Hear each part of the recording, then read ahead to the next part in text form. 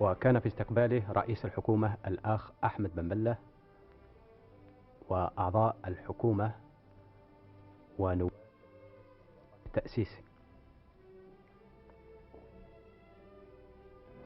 وكانت فرقة من الجيش الوطني الشعبي تردد التحيات العسكرية.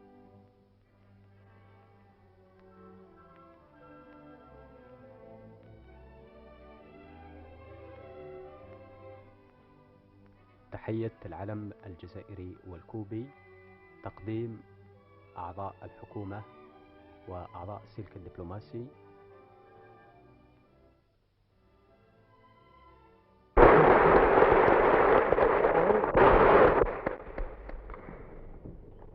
Chers frères de la République algérienne démocratique et populaire, je dois vous confesser que j'ai beaucoup hésité avant d'accepter de paraître devant vous à l'occasion d'un événement comme celui-ci.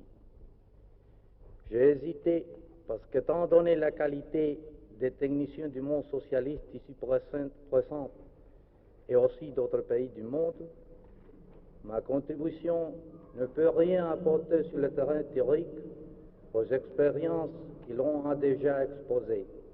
Et sur le terrain pratique, notre jeune planification n'a pas grand-chose à dire. J'ai accepté l'invitation pour vous faire seulement une petite histoire de notre développement économique, de nos erreurs et de nos succès qui pourront peut-être vous servir dans une future plus ou moins immédiate. Nous disions, par exemple, nous avons besoin de 22 millions de paires de souliers. Qu'il faut-il pour cela? 1 million de pots, tant d'ouvriers, tel rythme de production dans nos tanneries, tant de matières premières importées et tout ce qui s'ensuit. Nous avions un plan, 22 millions de paires de souliers. Nous ne pouvions pas arriver à réaliser cela. Jamais l'industrie cubaine n'avait produit plus de 10 millions de paires de chaussures. Il est vrai que la capacité de production existait. Peut-être aurions-nous trouvé les pots nécessaires. Mais cette réalisation impliquait l'existence de toute une organisation que nous n'avions pas encore. Seulement nous avions établi l'objectif final et les tâches principales de manière superficielle. Nous n'avons pas eu de pot. Il n'y avait pas de possibilité de se ravitailler en cuir. Nous n'avons pas pu approvisionner nos tanneries de manière adéquate. En définitive, le premier plan fut une manifestation de subjectivisme absolu. Il était essentiellement basé sur l'arithmétique des possibilités réelles lorsqu'elles sont considérées une à une, mais impossible à réaliser tout ensemble. Voilà ce qu'il en était pour les décisions prises au sommet. Qu'en était-il pour celles prises à la base? Par exemple, l'évaluation des stocks de bois. De combien de bois disposons-nous? Les chefs des eaux et forêts du département disaient qu'il y en a tant, un chiffre X dont je ne me souviens pas en ce moment. Nous savions que ceci était presque impossible, mais il le disait, il l'affirmait catégoriquement. Et c'est ainsi que Cuba, traditionnellement importatrice de bois, figura au premier plan comme exportateur de ce produit, parce qu'on avait tenu compte des opinions des techniciens de la base mécaniquement. Nous continuons à importer du bois, mais nous avons dû l'importer avec du retard, dans de mauvaises conditions commerciales et en cherchant désespérément où le trouver. Notre commerce extérieur avait complètement changé d'orientation géographique. De 75% avec les États-Unis, il était passé à 75 et 80% avec le pays socialiste. Ce changement nous était bénéfique au point de vue politique et social. Mais sur le plan économique, il nécessitait une organisation bien plus poussée. Antérieurement, des centaines d'importateurs spécialisés commandaient leurs produits aux États-Unis par téléphone. Et le jour suivant, les bateaux qui reliaient directement Miami à La Havane amenaient le produit. Il n'y avait ni entrepôt de stockage, ni prévision d'aucune sorte.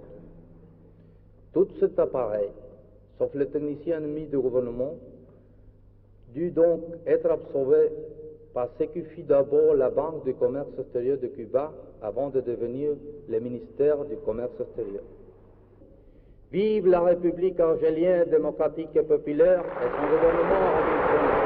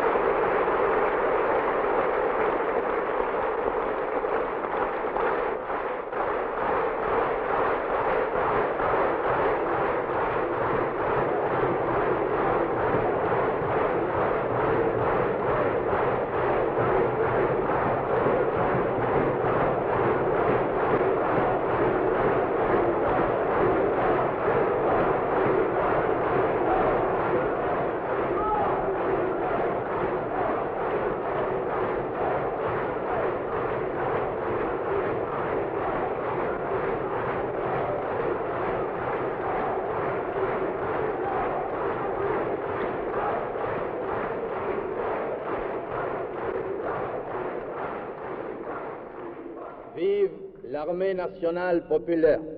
Venceremos. La révolution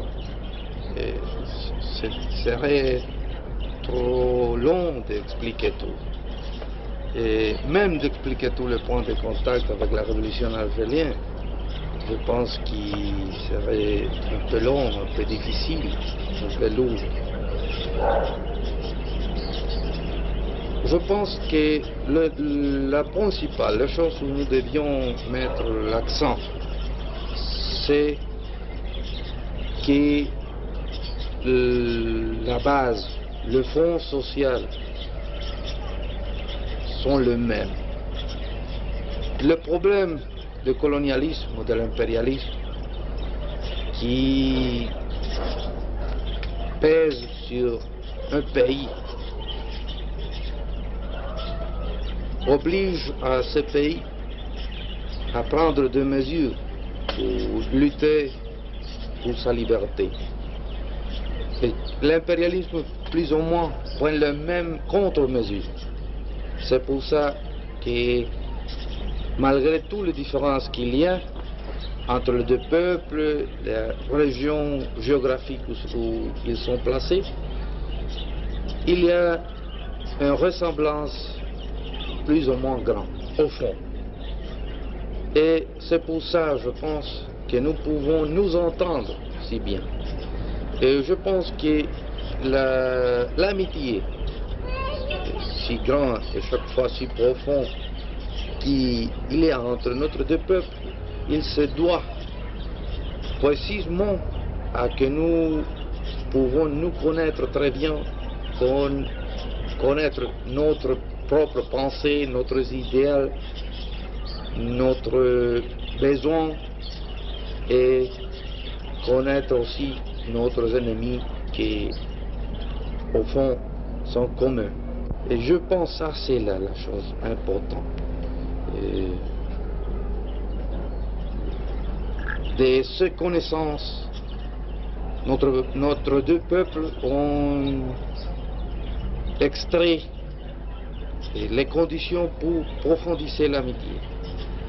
Et chaque fois qu'une mesure se prend à un pays ou à un autre pays, l'autre le comprend bien et est immédiatement disposé à l'appuyer, parce qu'il comprend qu'il répond à des besoins profonds. Je pense que ce sont des choses qui, non seulement le peuple cubain, mais tous les peuples du monde doivent étudier et, dans quelques cas, doivent appliquer pour son guerre révolutionnaire et pour son développement après de la liberté. Bien, je vous remercie.